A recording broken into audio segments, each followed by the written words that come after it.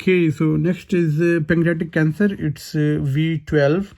65-year-old lady is attending your outpatient clinic with a history of yellow discoloration of the eyes and tea-colored urine. She has appetite and weight loss. On examination, there is a palpable lump in the right upper quadrant. What is your differential diagnosis? The lump is likely distant gallbladder. This is Corvois's law. The most likely differential diagnosis head of pancreatic cancer are periampullary, including hilar or distal cholangiocarcinoma. And Coise's law is that in a patient of obstructive jaundice, if there is a palpable gallbladder, then the cause is pancreatic or peripancreatic malignancy unless proven otherwise. How would you confirm your diagnosis? So I would do the serum chemistry, liver function test, tumor markers, and then I would do a CT scan looking for the gallbladder, dilated duct, suborbital node, ascites of mental peritoneal deposits. Once the diagnosis of the head of pancreas cancer is made, what would you do next? I would like to stage the disease. I would do a CT thorax to look for pulmonary mets.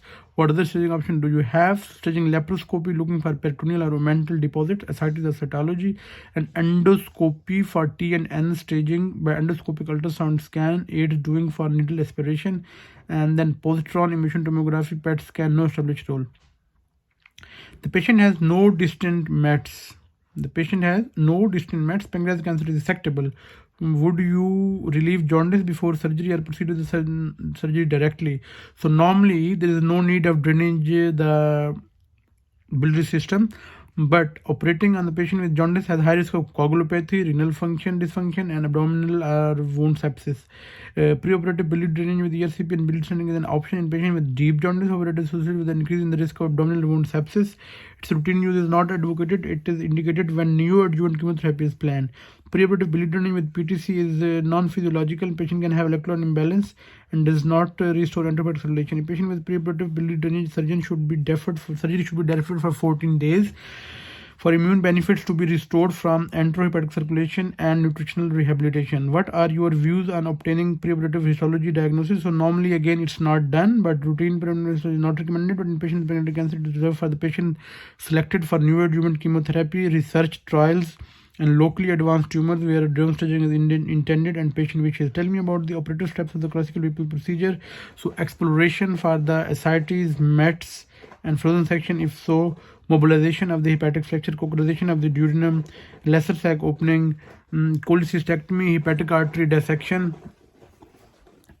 Then is the gastroduodenal artery ligation and distal gastrectomy, and then is the making the retropancreatic tunnel, common bile duct dissection, and pancreas transaction, incident dissection along the portal vein, specimen retrieval and reconstruction. So first anastomosis is the pancreatic jejunum or pancreatic gastrostomy, and then is the biliary reconstruction, Roux-en-Y, hepatojejunectomy continues are interrupted, and then is the gastric reconstruction, Billroth type 2 or Roux-en-Y biopsy, Roux-en-Y abdominal drainage. Are you aware of alternative approaches to the Whipple procedure? How is it different? Yes, I am aware that it is called the pylorus preserving Whipple procedure. Preservation of pylorus is believed to be a more physiological, and this is considered to be oncological equivalent compared to the classical Whipple procedure with less blood loss and shorter operative time.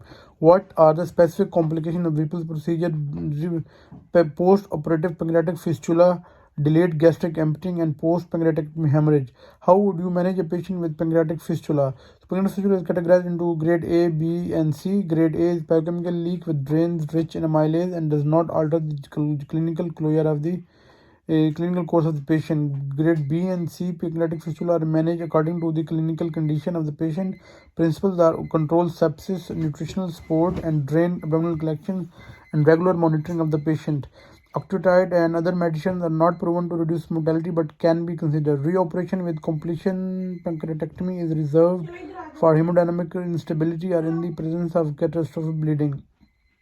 What is the source of bleeding? So gastroduodenal artery aneurysm is a common source of bleeding from following pancreatic dissection. This is usually present with a warning and then significant bleed. CT angiogram is the investigation of choice with embolization in the therapeutic option in patient with the blush.